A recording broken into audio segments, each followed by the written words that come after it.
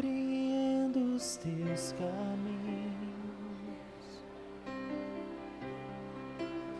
mas te darei a minha canção, doces palavras te darei,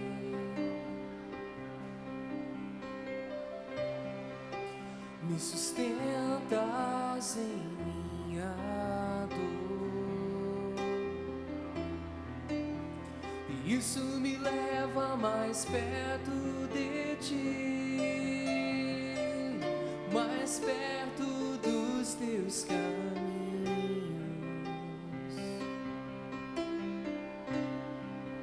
e ao redor de cada esquina, em cima de cada montanha, eu não procuro por coroas ou pelas águas das fontes. Desesperado eu te busco, frenético acredito que a visão da tua face é tudo que eu preciso.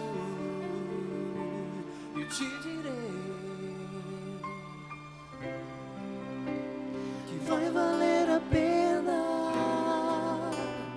vai valer a pena, vai valer a pena mesmo. Vai valer a pena, vai valer a pena, vai valer a pena mesmo. Não compreendo os teus caminhos, mas te darei a minha canção, doces palavras te darei,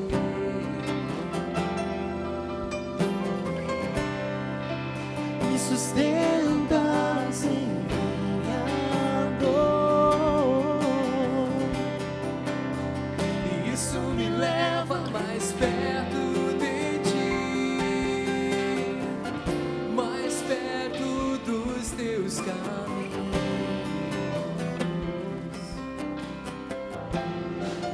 e ao redor de cada esquina,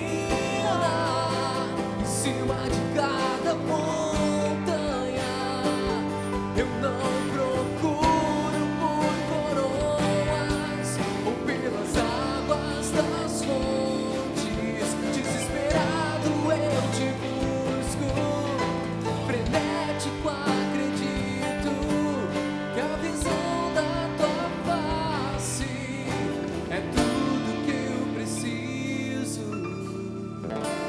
Eu te direi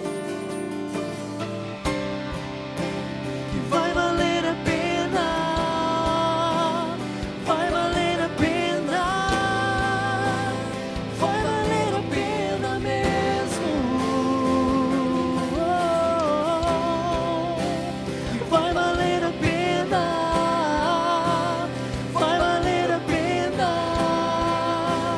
vai valer a pena mesmo. Que vai valer a pena, vai valer a pena, vai valer a pena mesmo. Vai valer a pena, vai valer a pena, vai valer a pena mesmo. Boa noite, igreja. Esse culto vai valer a pena. Creia nisso. Amém?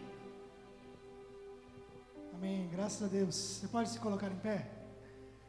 Nosso Deus está aqui e com certeza vale a pena servi-lo, vale a pena adorá-lo, vale a pena estar na presença dEle. Eu quero te convidar a fazer uma oração nessa hora.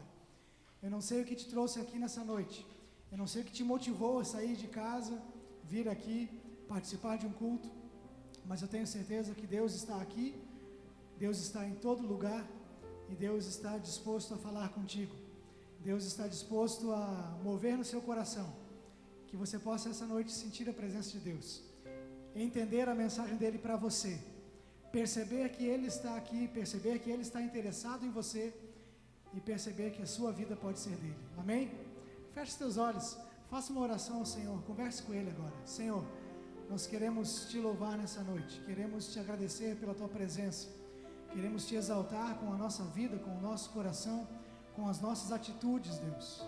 Pai querido, nós não queremos que apenas durante um culto, durante uma reunião, durante um momento em que estamos juntos, que o teu nome seja glorificado através das nossas vidas, mas queremos, Pai, que no dia a dia, em cada decisão tomada semanalmente, que o teu nome seja glorificado, que a tua pessoa seja exaltada, Deus, que a nossa vida seja uma expressão de louvor e glória ao teu nome.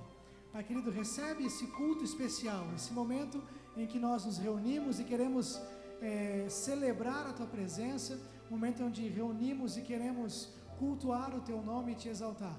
Queremos, Pai, realmente oferecer um culto a ti e que a nossa vida como um todo seja um culto.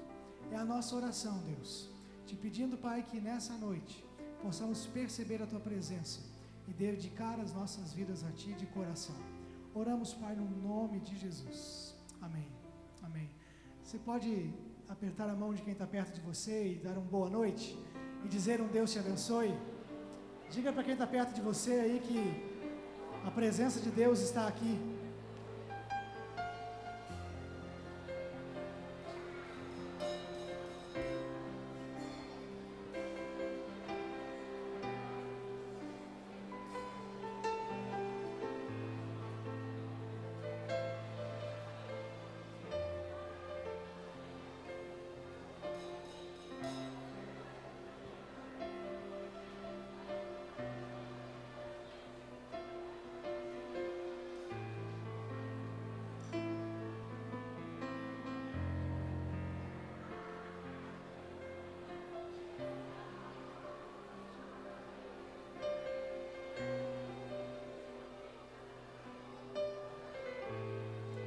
Amém. Nesse mesmo ambiente de alegria, vamos louvar ao Senhor. Vamos ainda em pé cantar louvores ao nome de Deus, exaltá-lo e engrandecê-lo. Vamos cantar ao Senhor.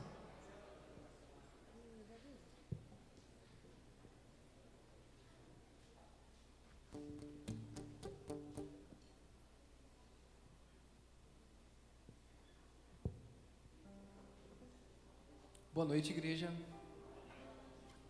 A graça e a paz de Deus estejam conosco nesse culto maravilhoso, amém? Você crê nisso? Glória a Deus. Você consegue olhar para o seu irmão do lado e dizer para ele que você é um abençoado por Deus? Consegue fazer isso? Faça isso. Fala para frente, fala para o teu amigo, fala para quem te cerca. Você é abençoado.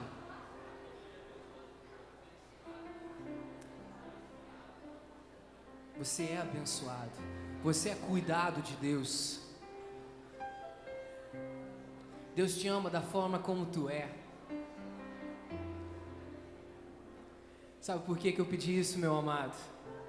Pode continuar dando, não tem problema não. Sabe por que eu disse que é para você falar para o seu irmão que você é abençoado? É porque realmente aqueles que creem no que Deus fez através do seu Filho na cruz, o nosso Jesus amado, dando a vida por cada um de nós, é real.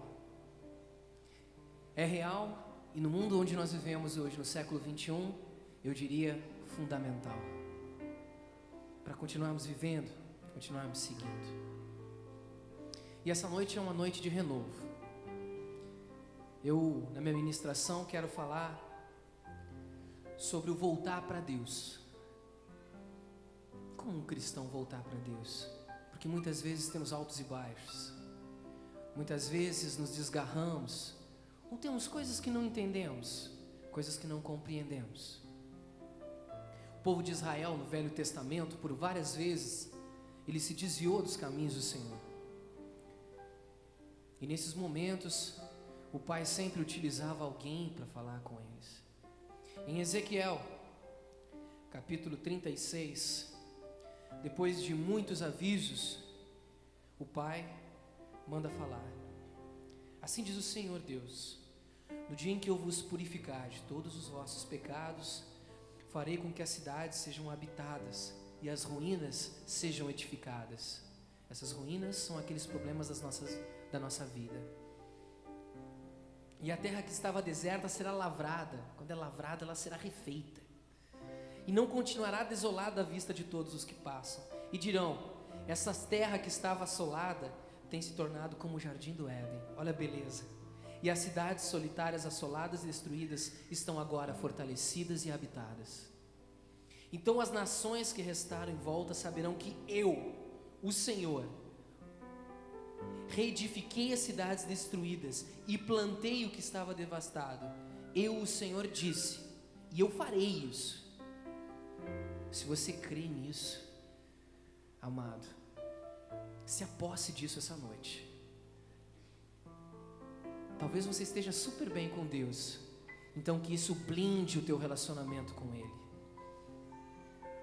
Amém? Porque só por nos amar, somente por amor, não teve mais nada. Isso aqui, quando Deus está restaurando o povo de Israel, que andava muito pecador, buscando outros deuses. Os nossos deuses hoje são o materialismo, nosso trabalho, nosso foco, nosso dinheiro, nosso carro.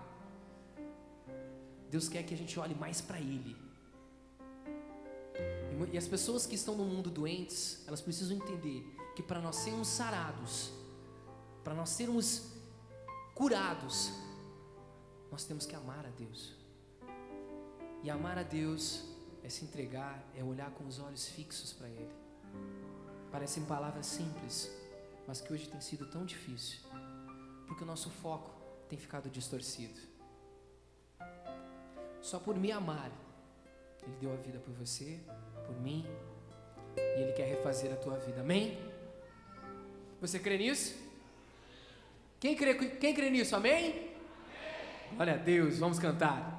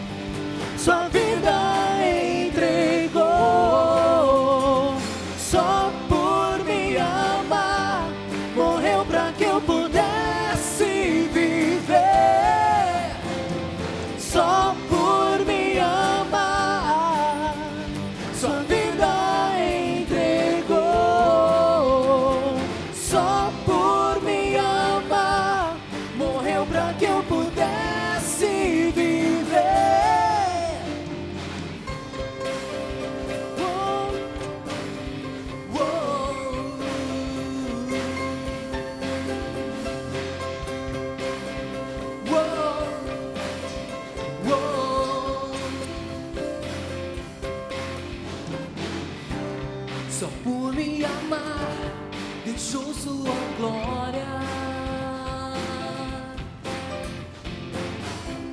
Só por me amar, pobre ele se vê.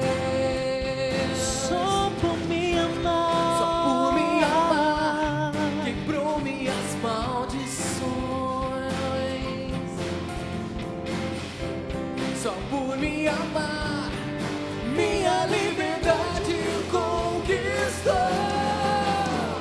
Só por me amar, sua vida entregou. Só por me amar, morreu pra que eu pudesse viver. Só por me amar, sua vida entregou. Só por me amar, morreu pra que eu pudesse viver. Uou,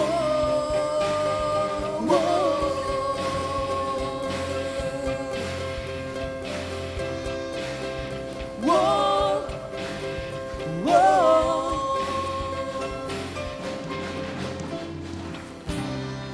Você pode dar uma salva de palmas para Deus?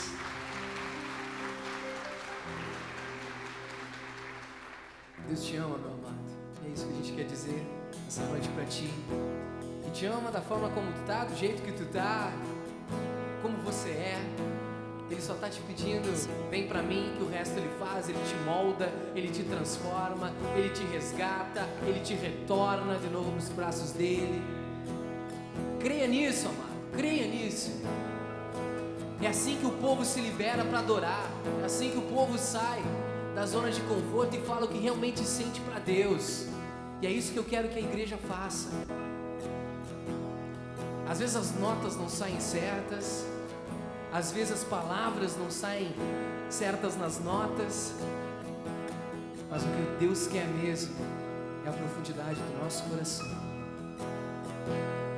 Aquilo que é real, aquilo que só você sabe. Amém?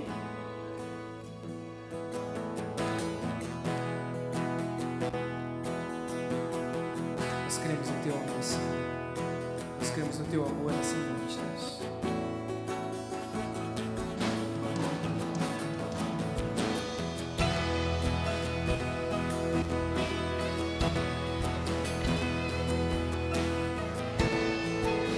Canta pro Senhor essa música. Declara com as suas palavras. Fala do fundo do teu coração. Não esconde nada, não.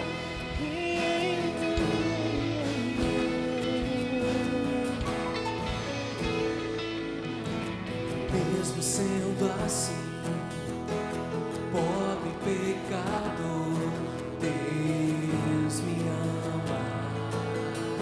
Se você crê, declara. Mesmo sendo falho, mesmo sem merecer,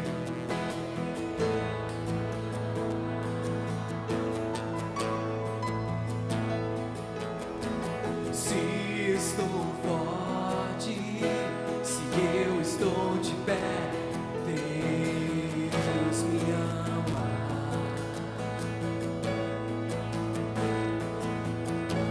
Se estou fraco, se eu estou caído, Ele não deixa de me amar.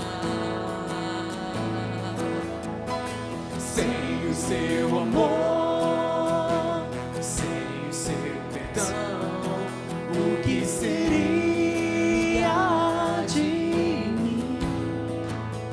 Por quê? Deus me ama tanto que entregou seu filho para morrer em meu lugar.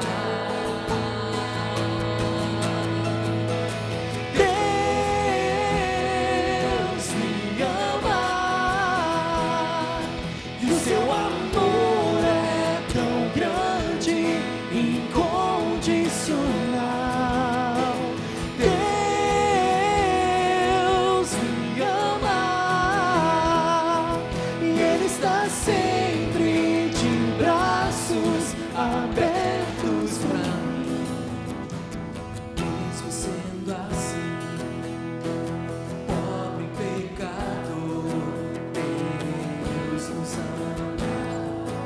Obrigado, Senhor, pelo teu amor, Senhor. Mesmo sendo falho, mesmo sem merecer, Deus me ama. Ele te ama, Ele te ama, Ele te ama. Se estou forte, se eu estou caído, Ele não deixa de me amar.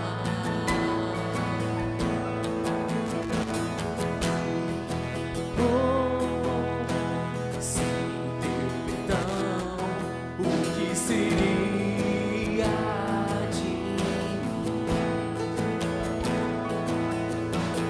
Deus me ama tanto que entregou seu filho para morrer em meu lugar.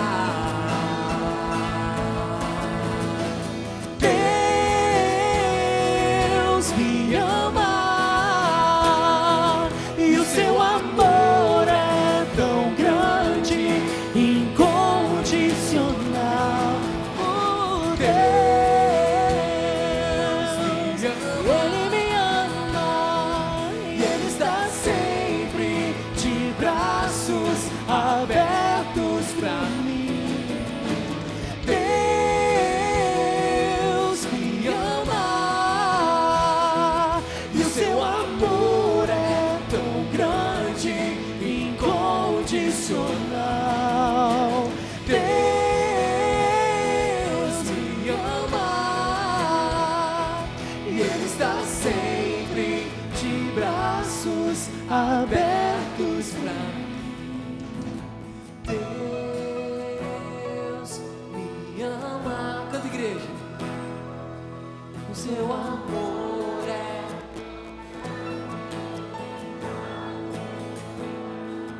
oh, Deus.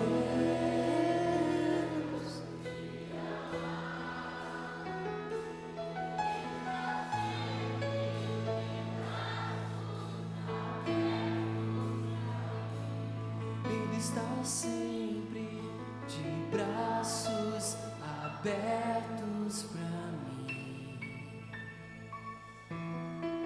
Você crê nisso? Amém? A próxima música que a gente vai estar cantando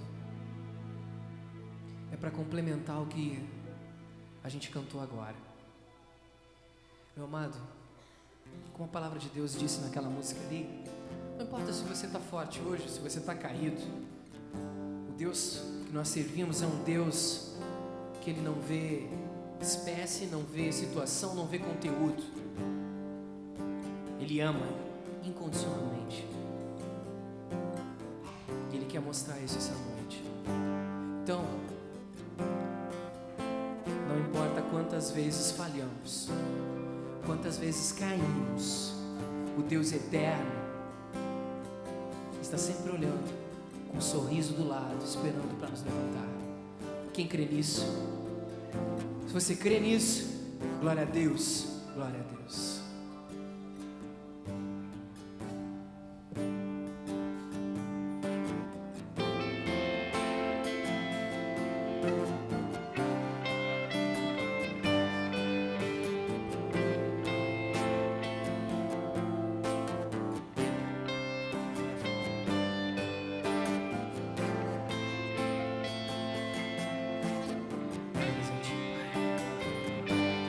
Por mil vezes falhei, recebi teu perdão. Se eu errar outra vez, tu me estendes a mão. Deus eterno, tua luz pra sempre brilhará. Incomparável, tua glória nunca acabará.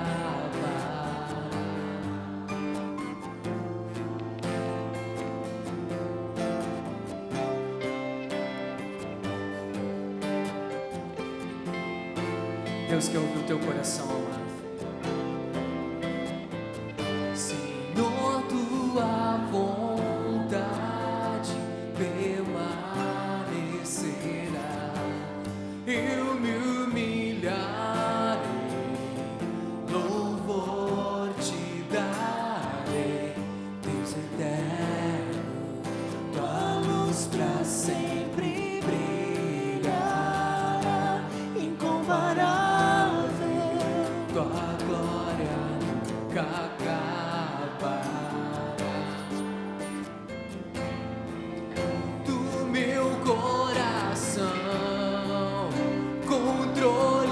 te dou. Consuma meu interior, Deus. Justiça e amor me abraçam, Senhor. Te amo com meu interior.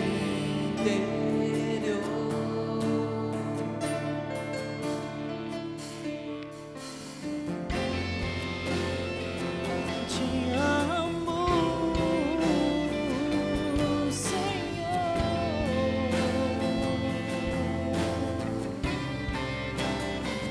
Senhor, tua vontade permanecerá.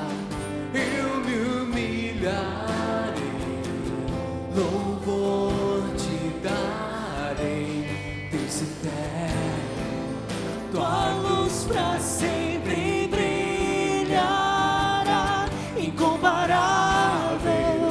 Tua glória nunca acabará.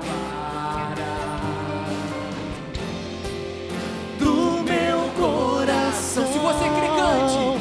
Controle eu te dou, consuma meu interior, meu Deus. Justiça e amor Me abraçam, Senhor. te amo com meu interior. Deus eterno, tua luz pra sempre brilhará, incomparável. Tua glória nunca acabará. O clamor do meu ser é contigo está te adorar com tudo que sou, te amar. É te amar, Senhor. É te servir, é te honrar, Deus. É Te dar o meu amar, interior pra ti, Senhor. Deus. Não somente a parte de fora, Pai. É entregar realmente a minha vida a ti, Deus. Entregar de coração e alma, Pai. Olhar para ti e não para os lados, ó Pai. Porque tu és Rei, tu és Senhor, tu és o meu Deus. É isso que nós cremos, Pai.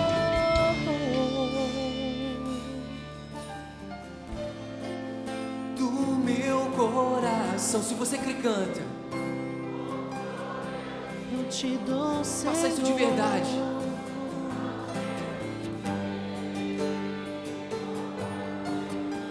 A justiça está com Deus.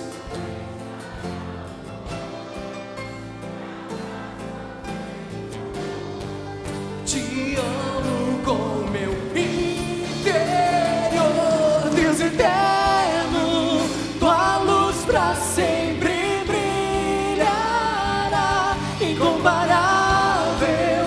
Tua glória nunca acabará. O clamor do meu ser é contigo está te adorar com tudo que sou, te amar. meu Deus eterno. Tua luz pra sempre brilhará, incomparável. Tua glória nunca acabará.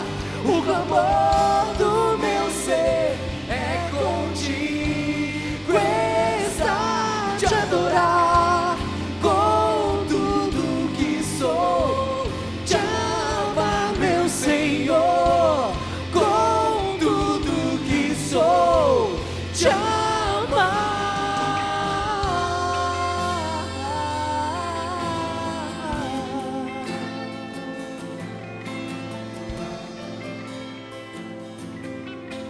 Amado, quando nós declaramos que o controle do nosso coração e que o Deus eterno é digno de toda a honra, de toda a glória,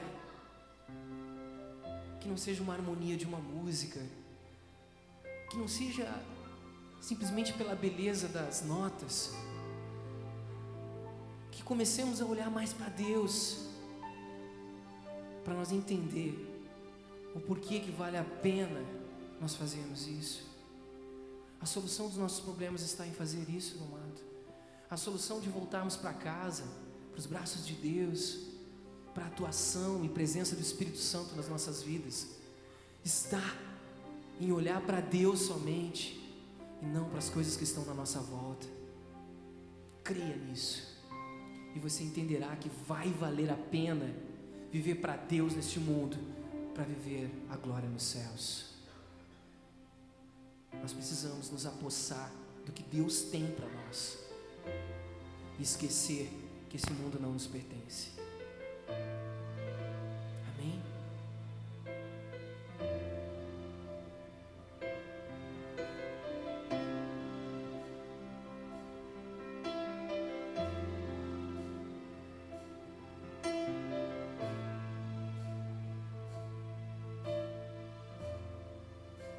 Não compreendo os teus caminhos, mas te darei a minha canção, doces palavras te darei. Canta, Senhor, canta. Me sustentas em minha dor. Se aproxima de Deus. Isso me leva mais perto de ti, mais perto dos teus caminhos. E ao redor de cada esquina, em cima de cada montanha, eu não procuro por coroas ou pelas águas das fontes. Desesperado eu te busco, frenético acredito que a visão da tua face é tudo que eu preciso. E eu te direi, canta, igreja, que vai valer a pena, vai valer a pena, vai valer a pena mesmo. Que vai valer a pena, vai valer a pena, vai valer a pena mesmo. Não compreendo os teus caminhos, mas te darei a minha canção, doces palavras te darei, te darei. Me sustentas em minha dor, e isso me leva mais perto de ti, mais perto dos teus caminhos.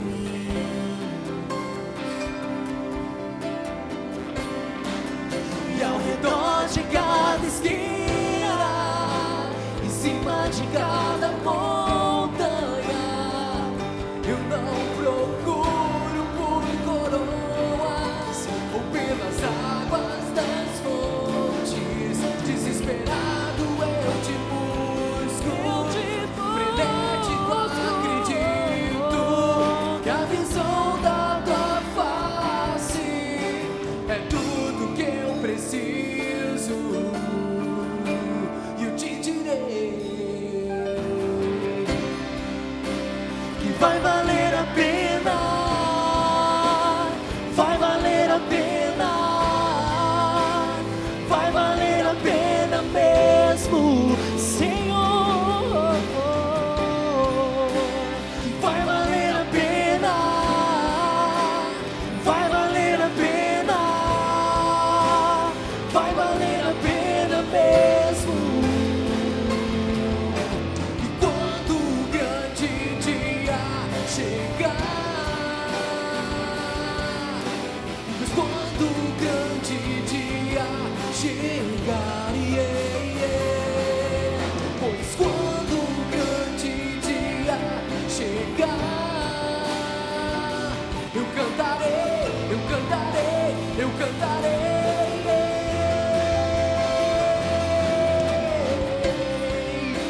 Senhor, valeu a pena. Senhor, valeu a pena. Senhor, valeu a pena mesmo.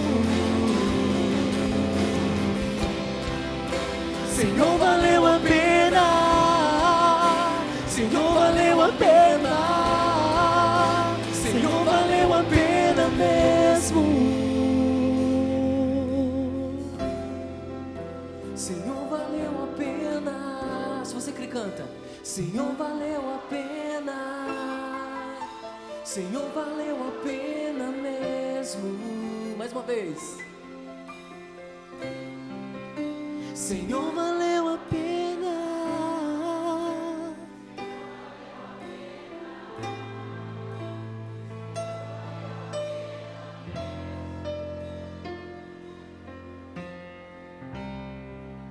Amado, vai valer a pena mesmo. Nós vamos estar nos céus juntos. Amém? Amém. A igreja pode sentar.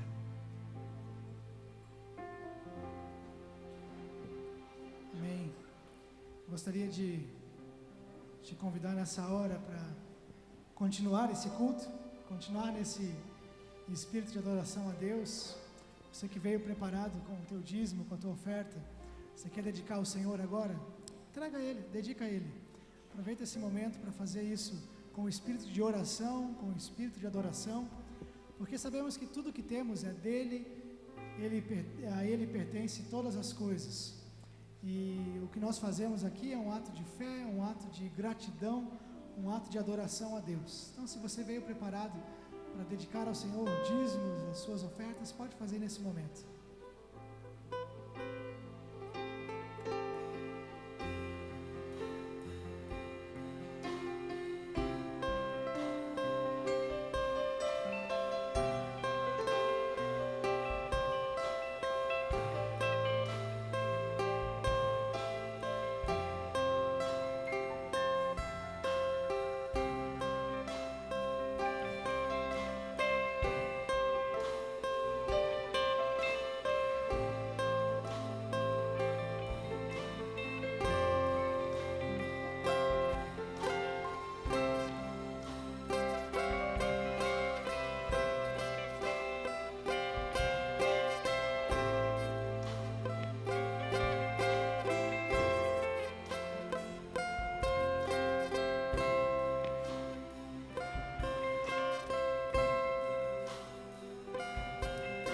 Fecha os teus olhos aí e faça uma oração de gratidão a Deus. Agradeça a Ele por tudo que Ele tem te dado. Agradeça pela presença dEle na tua vida. Agradeça pelo sustento diário, por tudo que o Senhor tem proporcionado a você. Senhor Deus, nós queremos te agradecer. Queremos te adorar pela nossa vida, Pai. Queremos te agradecer mesmo porque tudo que nós necessitamos, nós temos, Pai. Tudo aquilo que é básico, tudo aquilo que é necessário, Tu tem nos dado, Pai. É Tu quem nos dá o pão de cada dia e por isso nós te louvamos, por isso nós te bendizemos, Deus. Muito obrigado, Pai, porque Tu és aquele que olha para as nossas vidas com amor. Tu olha para as nossas vidas, Pai, conhecendo cada uma de nossas necessidades. Muito obrigado porque com esse Teu amor Tu tens suprido as nossas necessidades. Muito obrigado por isso. Nós oramos a Ti, ó Pai, no nome de Jesus. Amém, amém. Quero convidar as crianças até 8 anos para irem para o seu culto. As crianças podem se dirigir. Os juniores ficam aqui hoje. Os juniores participam do culto junto conosco.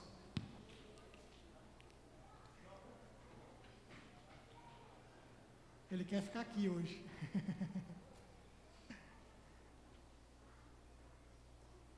Alguém vai ter que levar ele, conduz ele lá. E eu queria convidar você a nesse momento orar. Antes de nós orarmos, né, queria só comunicar à igreja.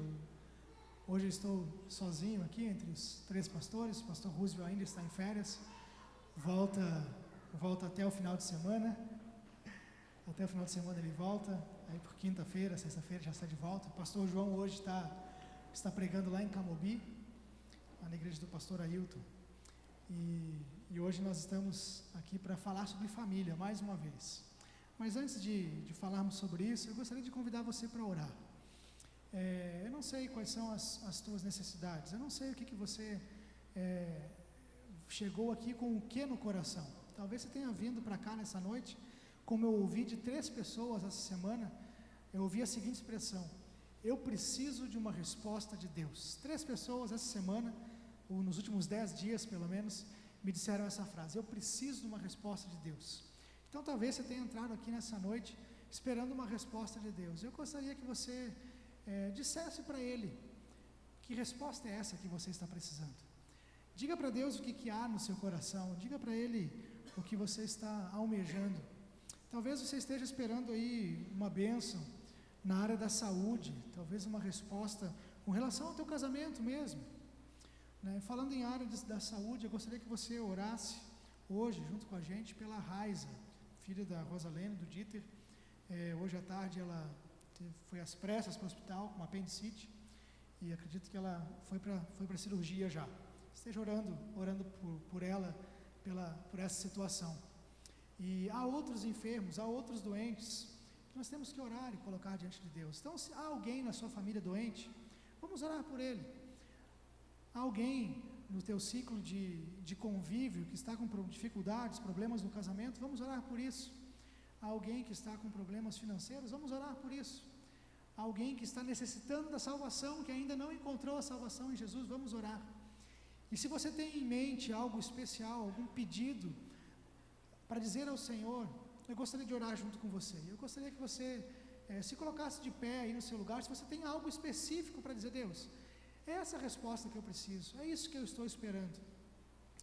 Então, se você tem algo para colocar diante de Deus, ore junto comigo e fique em pé no seu lugar, então, dizendo: Pai, eu estou aqui e a minha oração é essa, a minha preocupação é essa, é isso que eu gostaria de resposta. E Deus que está aqui, Ele conhece o teu coração e Ele vai olhar para você e no devido tempo Ele vem com a resposta. E saiba que a resposta de Deus é sempre certa. Às vezes para nós a resposta é um não, mas ela é sempre o certo, é sempre o melhor. Então confie em Deus que vai cuidar de você. Senhor Deus, os nossos corações muitas vezes se agitam, os nossos corações se preocupam, se abalam, se perturbam, porque nós às vezes esperamos uma resposta dentro do nosso tempo, esperamos uma resposta tal qual imaginamos que deveria ser, e às vezes a tua resposta não vem no tempo que esperamos, Pai, e nosso coração se agita com isso.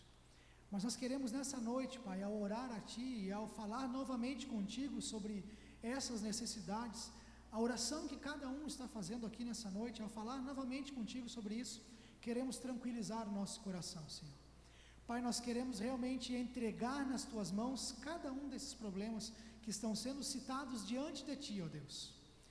Talvez haja pessoas, Pai, que estejam orando aqui por familiares que precisam da salvação em Cristo Jesus, talvez outros por doentes, por enfermos. Pai, nós lembramos da Raiza, esteja com ela, Senhor Deus, esteja cuidando, protegendo e guardando a vida dela, Senhor Deus, guardando a saúde dela. Pai querido, talvez outros estejam com dificuldades em seus lares, em seus casamentos, talvez problemas com os filhos.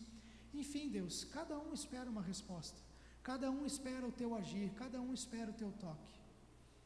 E nós queremos, Pai, realmente tranquilizar o nosso coração, sabendo que a nossa oração chegou aos Teus ouvidos, sabendo, Pai, que Tu estás olhando para nós com atenção, que Tu tem cuidado de nossas vidas, tem cuidado das nossas necessidades, e nós queremos descansar sabendo que a resposta virá no Teu tempo, e a resposta será sempre melhor para nós. Deus de amor, trabalhe no nosso coração então, para que possamos descansar em Ti, e entregar tudo com confiança nas Tuas mãos. É a oração que nós fazemos, Pai, no nome precioso de Jesus, o nome que está acima de todo nome, o nome ao qual nós cremos e confessamos como nosso Senhor e nosso Salvador. Fazemos essa oração no nome dEle, Pai. Amém. Amém. Você pode sentar, crendo que o Senhor está com você. Querido, eu queria continuar hoje à noite a falar sobre o nosso assunto, nosso tema, família do jeito de Deus. Primeiro domingo, 2 domingos atrás, eu falei a respeito do papel de cada um, né? Eu apresentei o papel de cada um falando a respeito das necessidades que cada um tem, né, as necessidades que o marido tem, necessidades que a esposa tem, que os filhos têm. E aí a ideia era que cada um prestasse atenção na necessidade do outro para descobrir qual era o seu papel. Semana passada, o pastor João falou sobre o poder para recomeçar, né? E Jesus, através do pastor João, falou que quando o Senhor Jesus toca na sua família, ela pode se levantar, ela pode recomeçar. Hoje eu gostaria de falar com você sobre a família como um ambiente, como um lugar de esperança e de amor. Eu imagino que quando nós anunciamos o tema aqui para os irmãos a respeito de família, quando nós falamos a respeito disso, eu imagino que o que vem na sua cabeça normalmente é pensar em problemas conjugais, problemas entre marido e mulher. Quando a gente fala em crise no casamento, crise no meio da família, normalmente a nossa cabeça nos leva a pensar em casais que estão com problema, em casais onde talvez um tenha traído o outro, casais em que talvez um tenha perdido o amor pelo outro. Nós normalmente somos levados a pensar nisso. Mas eu gostaria de pensar hoje sobre outras coisas que afetam o nosso relacionamento familiar, outras coisas que afetam a família, que não necessariamente problemas entre marido e mulher, não necessariamente problemas de infidelidade ou de qualquer outra coisa que seja particular ao casal. Mas talvez a tua família esteja hoje sofrendo alguma dificuldade, passando por algum problema que não é dessa ordem. Algum problema talvez que não seja nem responsabilidade sua, algum problema que talvez seja, a responsabilidade seja de fora, seja uma influência externa. E todos nós sabemos que nós passamos por isso. Às vezes, aquilo que nós enfrentamos, os desafios que enfrentamos enquanto família, tem a ver com situações externas, por exemplo, saúde, coisas que nós não controlamos. É possível que você viva momentos na sua família em que você está vivendo uma situação difícil e você não tem controle nenhum a respeito disso, você não tem culpa nenhuma a respeito do que está acontecendo. Talvez um membro da família ficou muito doente e isso está gerando uma crise, porque há o medo, há a insegurança, até mesmo a desesperança em alguns casos. E isso mexe com a gente, isso mexe com a estrutura da família. Talvez o teu momento de dificuldade, o teu momento em família seja causado por alguém que esteja querendo prejudicar você, talvez até no trabalho, e essa preocupação externa acaba caindo dentro de casa e mexe com você, e mexe com os ânimos da família. Pode ser mesmo um desemprego, mas alguma coisa que necessariamente não tem a ver com o relacionamento conjugal, o relacionamento entre marido e mulher, às vezes pega a nossa família e nos deixa preocupados, nos deixa ansiosos e tira a nossa paz. Houve um momento na minha vida que nós, na nossa família, vivemos um momento assim, um momento em que o problema não era entre eu e a Melissa, não era entre nós dois, não era necessariamente um problema de relacionamento, nem entre nós e nem com as crianças. Na época até o Mateus era recém-nascido, mas nós vivemos um tempo que foi muito difícil. Foi um tempo muito complicado e poucas pessoas sabem disso, com poucas pessoas nós compartilhamos, mas eu queria compartilhar com você para ilustrar o que acontece às vezes em nossas famílias. Na época, como eu disse, o Mateus era recém-nascido e naquele ambiente, naquele momento misto, né, você tem vários sentimentos, né, aquela ansiedade, eu como pai fresquinho, novinho, né, saído do forno, toda aquela alegria daquele momento. Né, os meses foram passando, mas eu percebia algo diferente no nosso lar, eu percebia algo diferente na minha esposa. Né, e essa semana eu perguntei para ela, falei, amor, olha, eu quero contar essa e essa história, tu me permite, né? Porque no último culto eu contei algumas coisas, e eu brinquei, na verdade, quando ela entrou ali, eu brinquei, ainda bem que ela chegou agora e não ouviu, mas na verdade, tudo eu converso com ela antes, tá? Fiquem tranquilos. Né, eu contei a respeito das nossas discussões, dos meus erros, enfim. Mas hoje, essa semana eu perguntei para ela antes, com muito cuidado, falei, amor, eu posso contar a respeito disso? E ela disse, pode, com uma condição. E eu já digo qual é a condição. Na verdade, o que eu quero falar é sobre o momento em que a Melissa passou por depressão pós-parto. E ela disse assim, olha, você pode contar a respeito disso, desde que você deixe bem claro que a minha depressão pós-parto não tem a ver com rejeição ao Mateus, que era o nosso filho naquele momento, era só ele, né? Então não tem a ver com isso. Ela não rejeitou o Mateus, né? Ela sempre foi uma mãe leoa, é assim que a gente caracteriza, que a gente fala a respeito da Melissa nesse sentido. mas o ânimo dela estava diferente. Alguma coisa estava errada. Ela tinha perdido o brilho no olhar. A Melissa tinha perdido o desejo de coisas simples da vida. E eu, sem experiência nenhuma nisso, sem experiência nenhuma assim, palpável, concreta, nessa situação. E então eu via a Melissa, cuidando do Mateus, né, naquela época de licença maternidade, ainda não estava trabalhando e tudo mais, cuidando dele, sendo mãe leoa mesmo, mas perdendo a alegria de viver, e eu não sabia o que era aquilo. Eu me preocupava demais, eu não sabia o que fazer, e também na inexperiência, vou te chamar até de ignorância, não pedi ajuda, não perguntei, não me aconselhei, e foram uns dias realmente difíceis, dias que eu, sinceramente, às vezes eu dizia assim, será que eu quero ir para casa? Será que eu quero ir para casa e vê-la triste? Ela está lá, está cuidando do nosso filho, a gente está feliz com esse momento, mas algo estava errado. Eu sei que o tempo foi passando, e olha, se arrastou demais a situação, porque essa depressão pós-parto não se manifestou logo que ele nasceu, foi se manifestar depois, né? E na época eu pesquisei um pouco, eu descobri que até 2 anos depois pode se manifestar isso, enfim. Mas lá pelos 10 meses, Mateus com 10 meses, a gente já lutando alguns meses com isso, eu resolvi procurar ajuda. E eu lembro que eu não sabia para quem recorrer, porque eu não aguentava, doía demais ver aquela situação. Aquela situação de não ter ânimo dentro de casa, né? Como eu disse, doía vê-la triste, vê-la abatida, vê-la sem vida. E aquilo afetou até o nosso relacionamento. Entre nós dois a coisa ficou realmente difícil. E aí no momento de pedir ajuda, eu pensei, para quem que eu vou recorrer? E eu resolvi ligar para a obstetra dela, né? Graças a Deus ela me orientou. Era alguém assim que eu podia confiar naquele momento. Ela disse, não, olha, você precisa de um psiquiatra, né? E aí, graças a Deus, porque eu tinha assim, clareza naquele momento para entender que isso era algo totalmente normal, possível, que não era do diabo ele estar com depressão, não era uma coisa absurda, era clínico mesmo, né? E nós procuramos uma psiquiatra, isso lá em Erechim ainda, procuramos uma psiquiatra e ela orientou, foi orientação, e aí receitou remédios, porque necessitava de remédios, e a coisa se equilibrou. Foi voltando ao seu estado normal.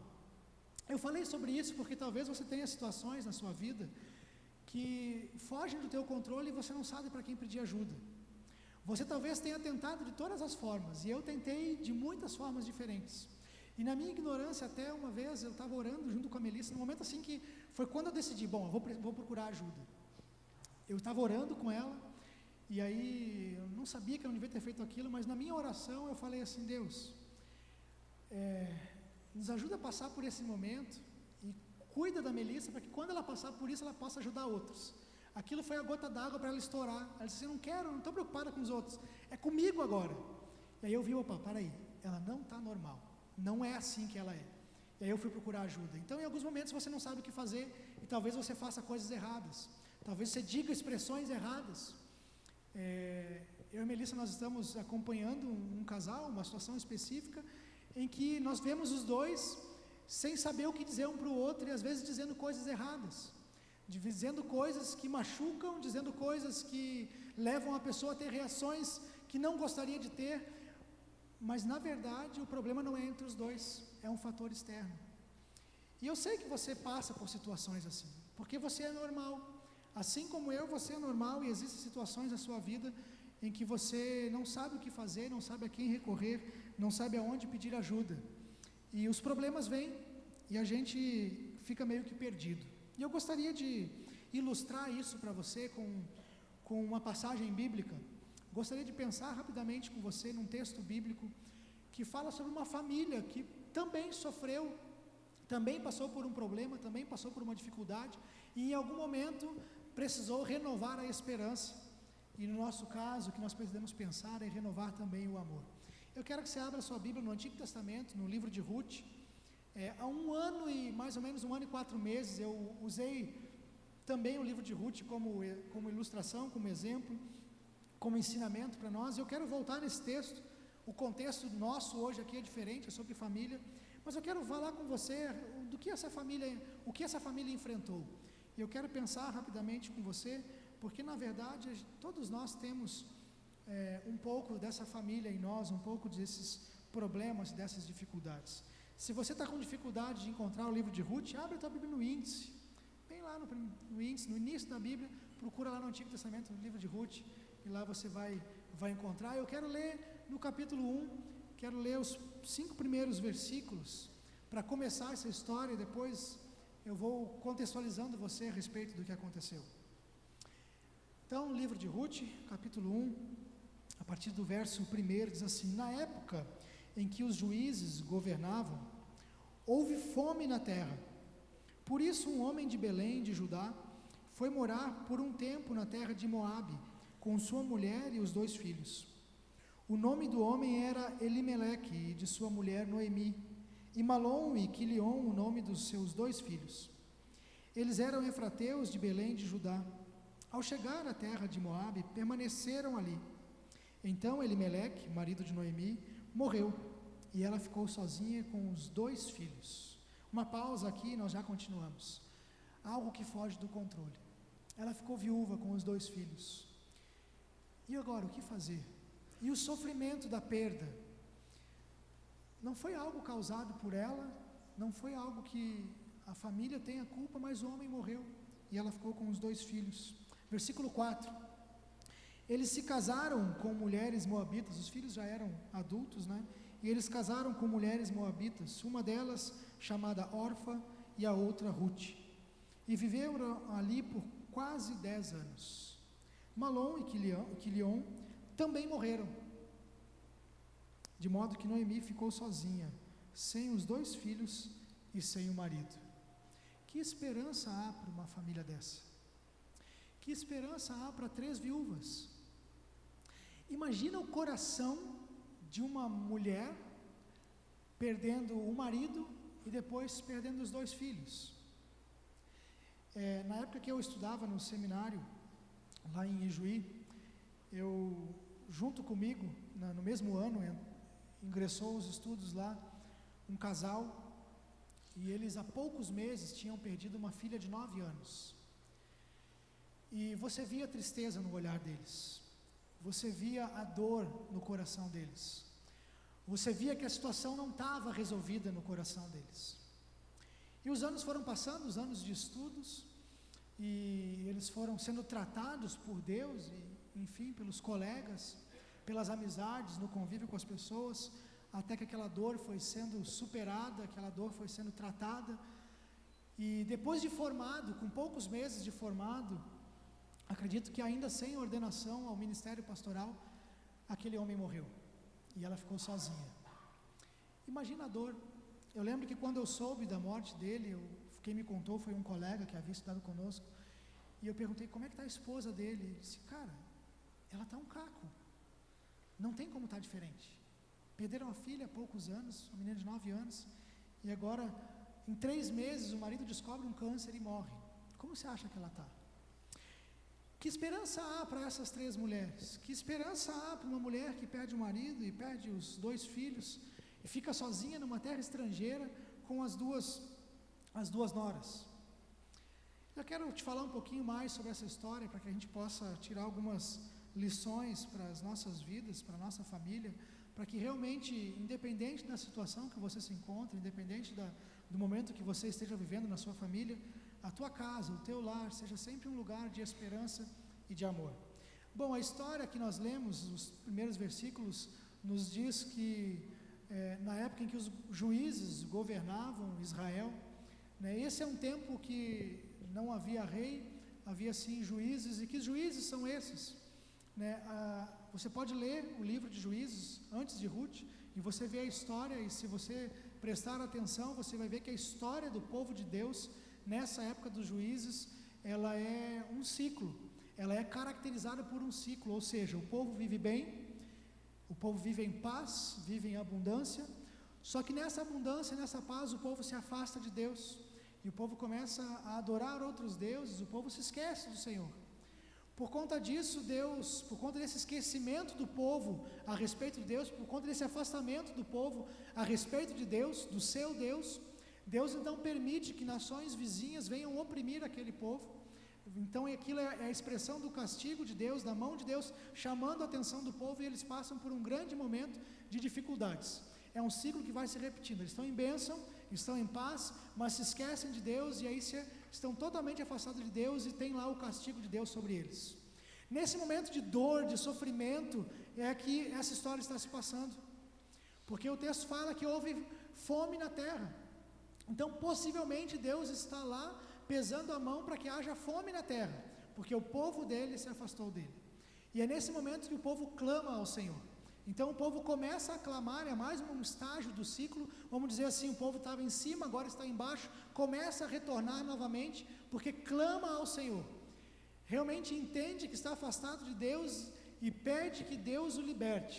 E o livro é de Juízes, na verdade, alguém disse que o livro de Juízes, o nome deveria ser chamado o livro dos libertadores, porque quando o povo clama a Deus, Deus envia um juiz, um homem, alguém que vai ser, um homem ou uma mulher, mas alguém que vai ser o libertador do povo. Então se levanta essa pessoa que traz de novo o povo para a situação de paz, porque houve o arrependimento quando clamaram ao Senhor. Então o povo está vivendo esse ciclo, está vivendo esse momento, e nesse momento, em que é o momento da mão de Deus pesando, essa família sai de lá, sai de Belém, sai do lugar chamado Belém, a palavra significa é a casa de pão, e eles saem de lá. E esse homem, Elimeleque, ele vai com sua família para outro lugar, uma região, a região dos Moabitas, um povo que não tem nada a ver, nem culturalmente, nem espiritualmente com o seu povo. Depois, se você quiser pesquisar ou quiser conversar comigo, eu posso te falar como surgiu esse povo moabita. Surge do pecado, mas a questão é que eles se afastam de Deus, se afastam do seu povo em busca de ajuda. E lá nessa terra estrangeira, então acontece isso que nós lemos: morre o marido e morrem os 2 filhos, filhos que já estavam casados com mulheres daquela região. Só que o texto vai dizer que Noemi ouve falar que a mão de Deus voltou a abençoar aquele povo, ou seja, ela ouve falar de esperança. Em algum lugar há esperança. O meu povo lá está de novo, a casa de pão está cheia. O meu povo agora tem comida, o meu povo agora tem mantimento. Vamos voltar para lá. E aí ela chama as 2 noras e se preparam para voltar. E no caminho, na saída, ela diz para elas: olha, meninas, olhem, minhas filhas, minhas noras, eu já sou velha, vocês ficaram viúvas também. Eu não quero obrigar vocês a voltar ao meu povo. Fiquem com os familiares de vocês, fiquem com o povo de vocês. E aí as duas noras choram muito.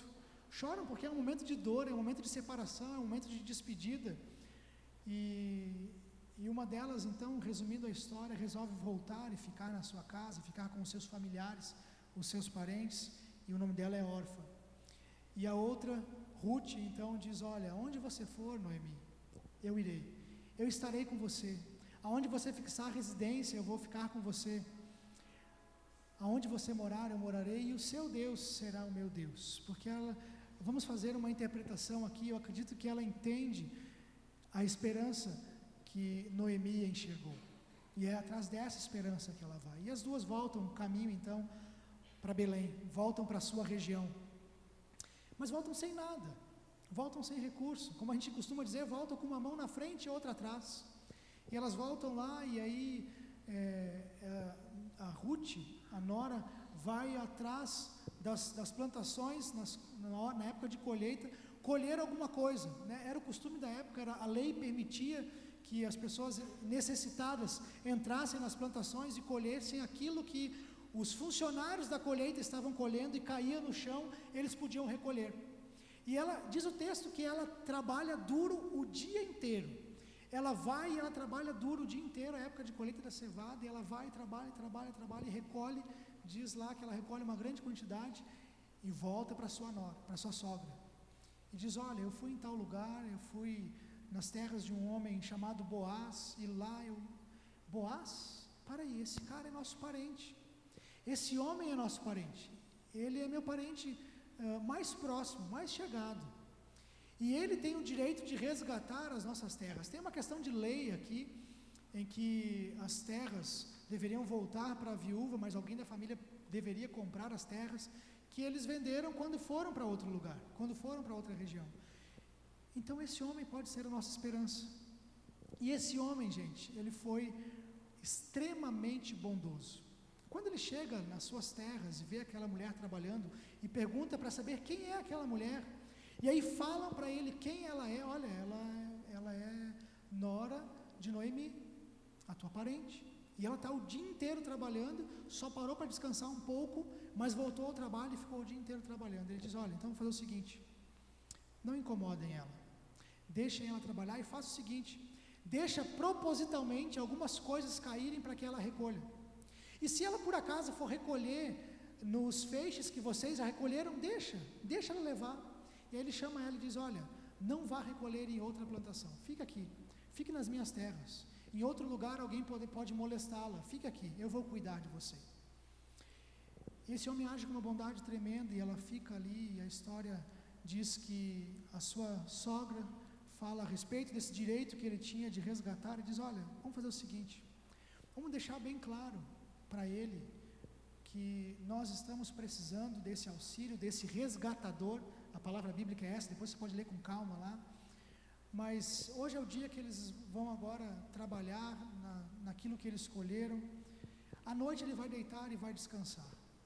Quando ele se deitar, você vá e deite-se aos pés dele. Não deixa ninguém perceber, mas deite-se aos pés dele. E deixa ele perceber. E ela faz isso, ela faz aquilo que a sua sogra orienta. Ela vai à noite, diz o texto que já cansado do dia de trabalho, já se alimentado e tendo tomado um pouco de vinho, diz o texto na minha versão, se sentindo um pouco alegre, ele foi deitar, e ela se deita aos pés dele, e ali ela fica até que ele perceba. Ele diz que ele acorda assustado durante a madrugada, porque há uma mulher nos seus pés. Ele diz: filha, o que você está fazendo aqui? E a palavra dela é: olha, estenda a tua capa sobre mim. É o símbolo de: olha, precisamos da tua proteção, você é o resgatador, você é o nosso parente próximo, precisamos do seu auxílio. E ele se sente honrado com isso, porque ela poderia ter buscado. Isso tem toda uma conotação também, a questão de resgatar, era a possibilidade de casar-se com ela, e a idade dele já era mais avançada, muito mais do que a dela, o texto dá a entender isso. Ele se sente privilegiado por isso, e ele vai dar mais mantimento para ela, manda ela de volta sem que ninguém perceba, e ela chega até a sua sogra, e a sogra diz: olha, fica tranquila, porque agora ele não vai descansar enquanto não resolver isso. E a questão é que ele tinha que resolver um problema. O problema é que ele não era o parente mais próximo. Havia alguém com o direito de resgatá-las, alguém que tinha o direito de comprar as terras, alguém que era um parente mais próximo do que ele. E diz que ele vai até a entrada da cidade, espera essa pessoa chegar, reúne ali anciãos daquela cidade, autoridades daquela cidade, para tratar a questão. E aí ele fala: olha, nossa parente chegou e você tem o direito, você tem o privilégio, você tem a preferência de resgatar as terras, de comprar as terras. Olha, eu quero, eu me interesso. E aí ele faz o seguinte: olha, tá bom, mas tem uma coisa, você vai ter que cuidar de 2 viúvas. Você vai ter que cuidar de 2, veio a viúva do nosso parente, e veio uma nora dela também viúva. Bom, nesse caso eu não quero. Como quem diz, vai ser trabalhoso demais, eu não quero incômodo. Ele diz: bom, então o acordo entre nós é que eu posso fazer isso. E ele vai, então, assume essa responsabilidade de reaver as terras, se casa com Ruth, resumindo aqui a história. E é interessante que, se você ler o último capítulo do livro de Ruth, vai dizer o seguinte: o capítulo vai dizer assim: depois que eles casaram, eles tiveram um filho, e as mulheres daquela região ficam alegres e dizem: nasceu um filho para Noemi. Noemi era a avó da criança, era aquela que ficou viúva primeiro. E aquela que estava desamparada, estava sem esperança, agora ela tem esperança, e as pessoas dizem: olha, ela tem um filho para cuidar dela na sua velhice. A esperança voltou, a esperança foi renovada, e o amor também volta àquele ambiente. Nós podemos aprender algumas coisas com essa história. Eu gostaria que nós pensássemos em tudo que eu contextualizei aqui rapidamente, porque não daria para ler todo o texto, e eu gostaria até que você lesse o texto com calma em casa, talvez use esse texto como seu devocional, mas preste atenção em alguns detalhes do texto que vão nos ensinar a nós, como família, renovarmos a esperança e fazer aquilo que é correto, para que o nosso lar realmente seja um ambiente de esperança e de amor. Primeiro, queridos, eu quero dizer para você que a história delas começa a mudar quando elas resolvem voltar, quando Noemi resolve voltar, sair na região dos Moabitas e ir de novo para Belém, ir de novo para a sua região, ir de novo buscar abrigo debaixo das asas do Senhor. O texto fala exatamente com essas mesmas palavras. Elas foram buscar abrigo debaixo das asas do Senhor.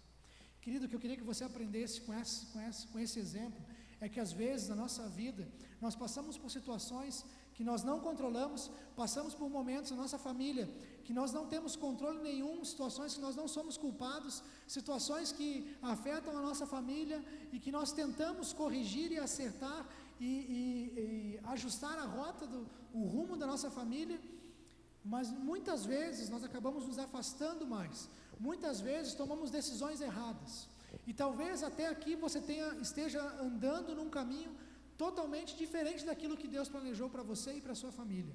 Talvez seja o momento de parar e de fazer a jornada inversa, de olhar para trás e dizer: olha, precisamos voltar para Belém, precisamos voltar para onde há mantimento, precisamos voltar para debaixo das asas do Senhor, precisamos voltar para o cuidado dEle. Então, meu querido, independente de qual seja a situação, sendo, como eu disse, culpa sua ou não, sendo um fator externo afetando você e a sua família, para que haja novamente a esperança, para que você mantenha a esperança que você já tem, é preciso sempre estar debaixo das asas do Senhor, é preciso sempre estar na proteção do Senhor. E o que você faz a respeito disso? E como você faz isso? Eu gostaria de ver o que elas fizeram. Elas fizeram essa jornada inversa, mas elas se esforçaram em alguns detalhes. E eu queria trazer alguns detalhes que nós podemos aplicar na nossa casa, no nosso dia a dia, na nossa família. E o primeiro detalhe que eu queria pensar com você é o seguinte: é que as coisas começam a mudar, as coisas podem mudar, podemos renovar a esperança quando nós fazemos mais do que a simples obrigação. Quando eu falei para você a respeito das 2 noras, uma delas fica com o seu povo e a outra acompanha a sogra. Aquela que fica com o seu povo, a órfã, ela não fez mais do que aquilo que era direito dela. Ela tinha direito de ficar com a sua família, ela tinha direito de ficar com os seus, ou seja, ela fez com a sua sogra aquilo que era a sua obrigação. Enquanto a sogra estava ali, ela ficou com ela, enquanto a família estava ali, ela ficou com a família. Mas no momento em que a sogra resolve voltar, ela vai até um determinado momento, e quando se dá a possibilidade, eu não quero que você pinte essa mulher como uma terrível por ter abandonado a sogra, mas ela tinha esse direito.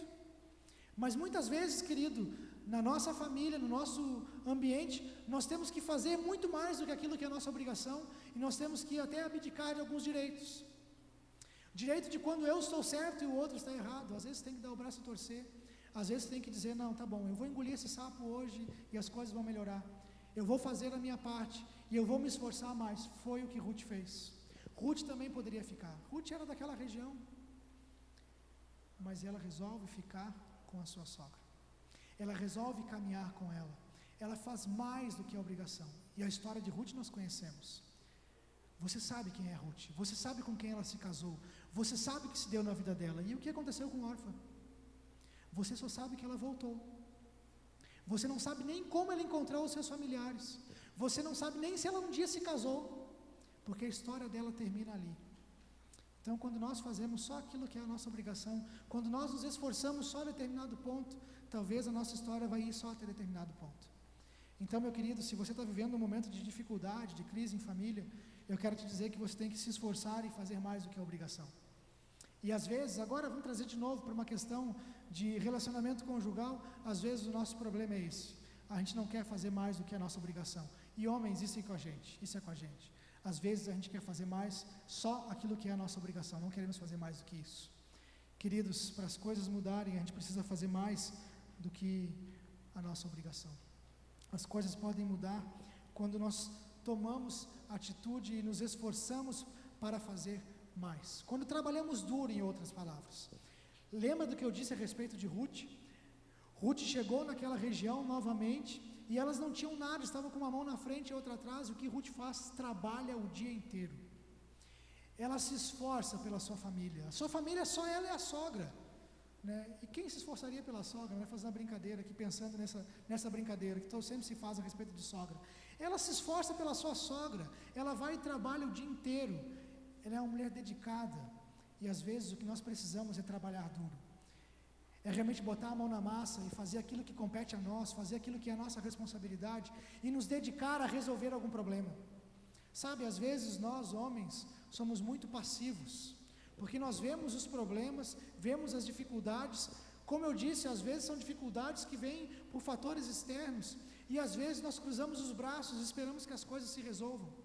Às vezes ficamos passivos diante dos problemas, e algumas mulheres estão aí arrancando os cabelos porque nós, homens, não tomamos atitude. Então, queridos, é preciso também trabalhar duro. Trabalhe em cima do problema, olha para o problema e ataca o problema. Frequentemente no meio das famílias, o que acontece é que nós atacamos uns aos outros e não atacamos o problema. É ou não é verdade?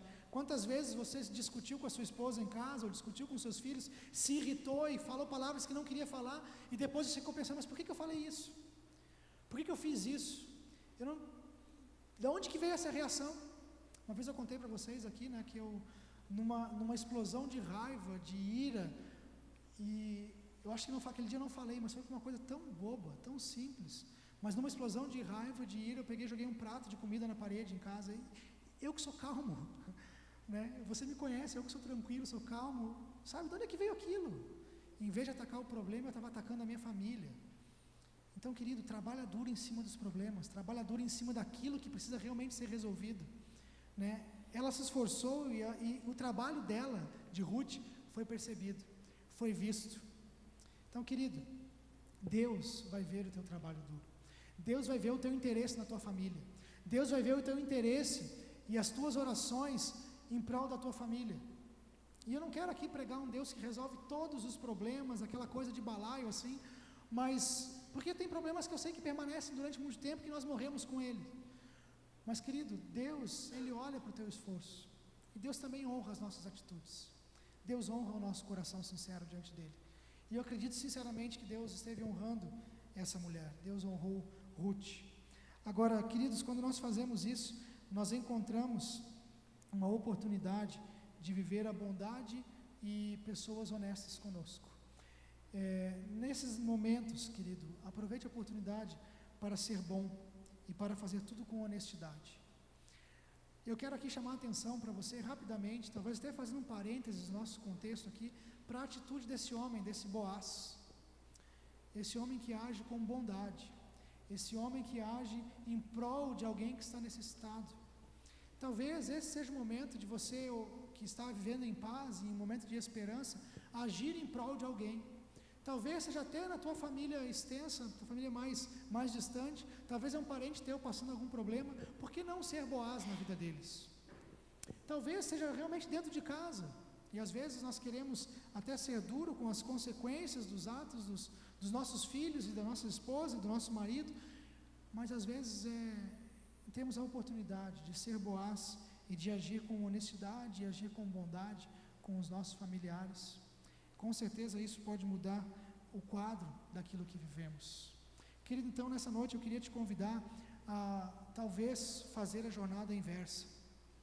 Existem coisas que você pode fazer para se esforçar em prol da sua família, mas talvez seja necessário você tomar essa primeira atitude, a primeira decisão. Se eu estou longe, se alguma coisa precisa ser corrigida, eu não sei como eu cheguei nesse ponto, mas agora eu vou fazer a jornada inversa. Você pode calcular, imaginar, hoje, olhando para os seus problemas, para as suas dificuldades, talvez para a crise que esteja vivendo, qual pode ser o resultado disso na sua família? Você consegue imaginar? Pensa um pouquinho na situação que você está vivendo, pensa um pouquinho na tua família e pensa qual será o resultado disso. Qual será o resultado se você tomar algumas atitudes para fazer a jornada inversa e dizer assim: Deus, em algum momento nós nos afastamos de Ti, talvez não seja nem tão longe assim. Sabe, talvez quando a gente fala se afastar de Deus, talvez você pense aí em pessoas que vão muito longe de Deus e abandonam totalmente, mas talvez seja se afastar pouco, mas já é afastado, já é longe, já é distante de Deus. Talvez seja simplesmente ajustar algumas coisas e voltar. Qual vai ser o resultado disso? Talvez a jornada inversa que você precisa fazer é simplesmente levar a sério o teu relacionamento familiar diante de Deus, de conversar mais com Deus em família, de trazer a sua família você homem, né, sacerdote do lar, aquilo que a gente tanto fala, talvez assumir essa postura, talvez mulher, assumir aquela postura de uma mulher que edifica realmente a sua casa, mulher que está de joelhos dobrado, orando, intercedendo por sua família. Talvez você, filho, seja a atitude de, olha, parar de brincadeira, parar de bobagem, parar de atormentar os pais, de querer fazer a coisa sempre do teu jeito e dizer, tá bom, eu vou voltar a fazer aquilo que Deus manda, eu vou honrar pai e mãe. Talvez sejam coisas tão simples que você precisa fazer, mas é uma jornada que você vai ter que fazer para voltar a um ponto inicial. Qual vai ser o resultado disso? Qual vai ser o resultado? Nós, homens, nós investimos mais na oração junto com a nossa família, no disciplinar e ensinar os nossos filhos na palavra. Qual vai ser o resultado se você, mulher, orar mais pelo seu marido, pelos seus filhos e reclamar menos? Qual vai ser o resultado? Você que é filho, você que está aí vivendo com os seus pais, se você tomar uma postura diferente, o que vai acontecer? O que vai acontecer na sua família? O que pode acontecer na nossa igreja? Qual vai ser o resultado disso? Pensa no que pode acontecer. Pensa no quão pode ser melhor. Planeja isso diante de Deus. Coloca diante de Deus e faça a jornada inversa.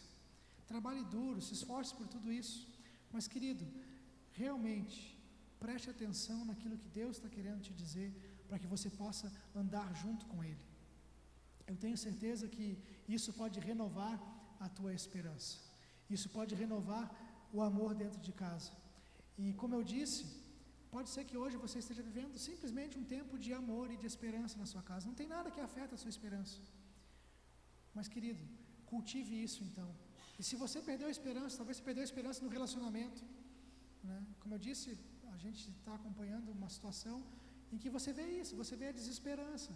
Já não tem mais esperança que as coisas podem mudar. Já não tem mais esperança que as coisas podem ser diferentes. Então, querido, volte a se abrigar debaixo das asas do Senhor. Tome as atitudes que você precisa tomar. Eu tenho certeza que você pode renovar o amor em família, você pode renovar a esperança. Você vai até se sentir com mais vigor para trabalhar, mais vigor para sair de casa e mais vontade de voltar para casa. Lembra que eu falei que às vezes eu pensava, né? Será que eu quero chegar em casa hoje? Quando a gente trabalha duro, quando a gente coloca diante de Deus, isso é renovado no nosso coração. E eu não sei se você está esperando um renovo nesse sentido, mas eu queria orar com você. E tudo isso que nós pensamos e que nós vimos a respeito dessa família, uma família talvez até diferente do que você imaginava, né? 3 viúvas. Mas o que aconteceu com elas? E o favor de Deus e a bênção de Deus sobre a vida delas pode estar sobre você, pode chegar na sua família. A esperança pode novamente brotar e aumentar na sua família. Depende da sua atitude. Eu quero te convidar para orar. E nessa oração vai ser a tua reflexão, vai ser o teu momento de dizer: Senhor, o que eu preciso mudar? Senhor, aonde eu preciso ir? Para onde eu preciso voltar? Para que as coisas possam ser diferentes. Coloca diante de Deus aquilo que te tira a esperança. Coloca diante de Deus aquilo que talvez tenha sugado o amor. E Deus com certeza vai te orientar. Mas medite nisso. Fale com o Senhor. Trabalhe isso no teu coração. Não saia daqui já se esquecendo daquilo que você deve fazer e da conversa que você pode ter com Deus. Com certeza as coisas podem ser diferentes se você continuar voltando nesse pensamento e trabalhando duro em cima dos problemas. Feche os teus olhos e nós vamos orar. Depois nós vamos cantar, vamos louvar a Deus e vamos sair daqui querendo realmente renovar a esperança debaixo das asas do Senhor. Senhor Deus, não está em nosso poder mudar qualquer coisa. Nós não temos condição de simplesmente mudar uma situação, mas nós podemos mudar nós mesmos. Nós podemos olhar para nós e tomar uma postura diferente, tomar uma atitude diferente. E nesse momento, Deus, o que eu queria colocar diante de Ti são as orações que estão sendo feitas, as reflexões que estão sendo feitas, pensando naquele ambiente de esperança, no ambiente de amor, que já se perdeu com o tempo por conta de problemas e dificuldades que fugiram ao controle de tantas famílias aqui. Senhor Deus, renova a esperança em quem se abriga debaixo das Tuas asas. Renova a esperança de quem busca o consolo em Ti, de quem busca em Ti para poder se fartar da Tua presença, de quem busca em Ti a orientação para tomar decisões certas, decisões corretas, decisões que podem mudar. Porque então, Deus, eu sei que ao trabalhar em nossas vidas, ao trabalhar em nosso coração, as coisas podem mudar de forma que possamos viver a vida abundante que Tu planejou para nós. Ainda que as coisas, aos nossos olhos, possam não mudar como gostaríamos, possam não ser transformadas da forma que planejamos, mas temos a certeza, Deus, que tudo Tu faz para o nosso bem e que Tu estás de olho em nossos problemas, em nossas vidas, em nossas famílias. Deus, nos ensina a caminhar de volta para Ti se nós nos afastamos. Nos ensina, Deus, a caminhar de volta para Ti se demos alguns passos na direção oposta. Talvez, Deus, em tantas coisas sejamos fiéis, sejamos honestos diante de Ti e realmente sinceros, queremos Te buscar, mas às vezes com algumas decisões contrariamos a Tua vontade, Deus, e colhemos até as consequências disso. Não por Tu ser um Deus castigador, não por Tu ser um Deus que a cada momento está querendo nos punir, mas porque simplesmente nos deixamos nos abrigar debaixo da Tua vontade, da Tua autoridade, e queremos estar de novo debaixo de Ti, Senhor. Então, Pai, nos ensina a Te buscar de forma que a nossa mente esteja ligada com a Tua, de forma que o nosso coração esteja disposto a Te entender e a obedecer a Tua palavra, e a caminhar contigo, e a conduzir a nossa família e os problemas que temos aos Teus pés. Senhor Deus, renova a esperança naqueles que perderam a esperança no relacionamento. Pai, como a gente tem visto isso, eu quero Te pedir, Deus, renova a esperança que as coisas possam dar certo, renova a esperança de que o amor pode brotar novamente, pode crescer e pode ser um amor completo, um amor que sustenta, o Teu amor.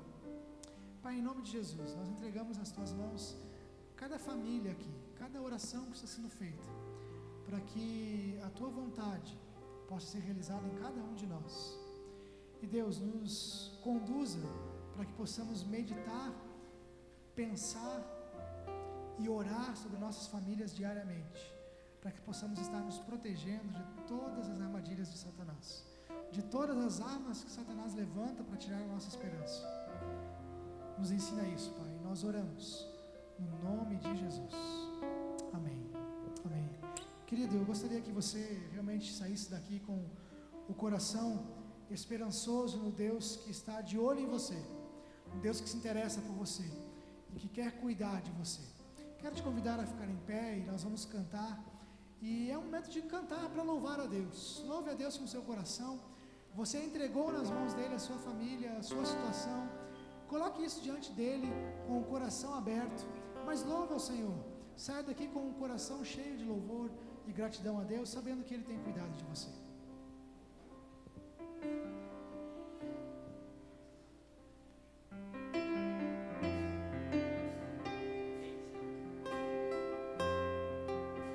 Não compreendo os Teus caminhos, mas Te darei a minha canção, doces palavras Te darei.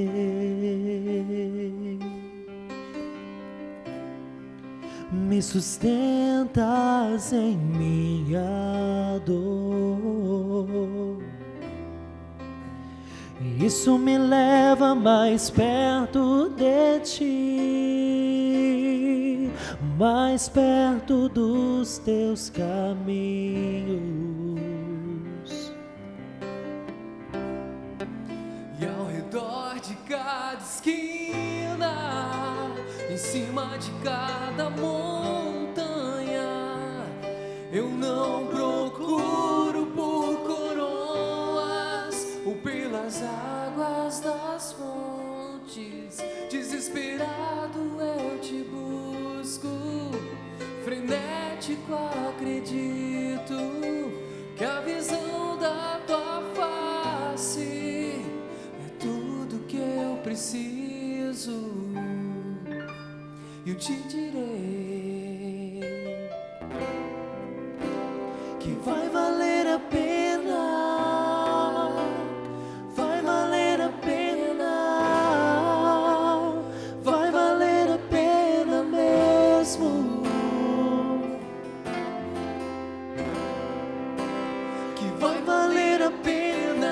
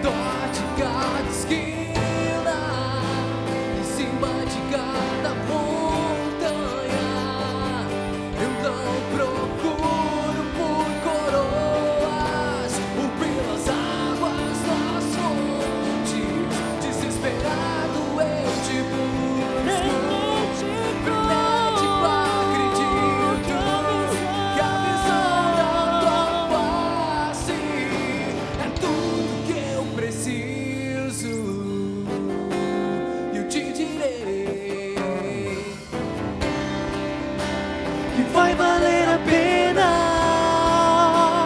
vai valer a pena, vai valer a pena mesmo. Senhor, eu sei que vai valer a pena, que vai valer a pena, vai valer a pena mesmo. Pois quando o grande dia chegar,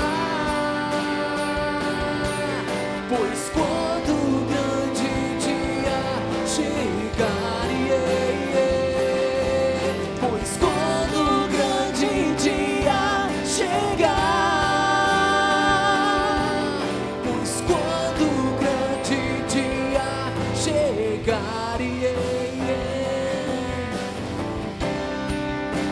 Senhor, valeu a pena, Senhor, valeu a pena. Senhor, valeu a pena mesmo.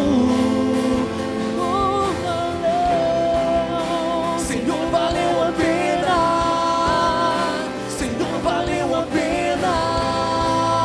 Senhor, valeu a pena mesmo. Senhor, valeu a pena. Senhor, valeu a pena. Senhor, valeu a pena mesmo.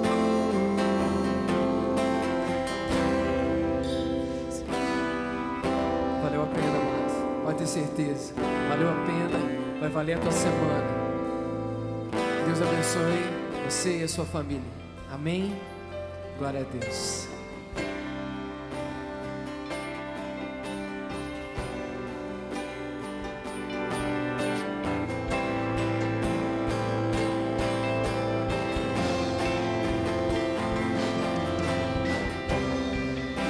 Senhor, valeu a pena.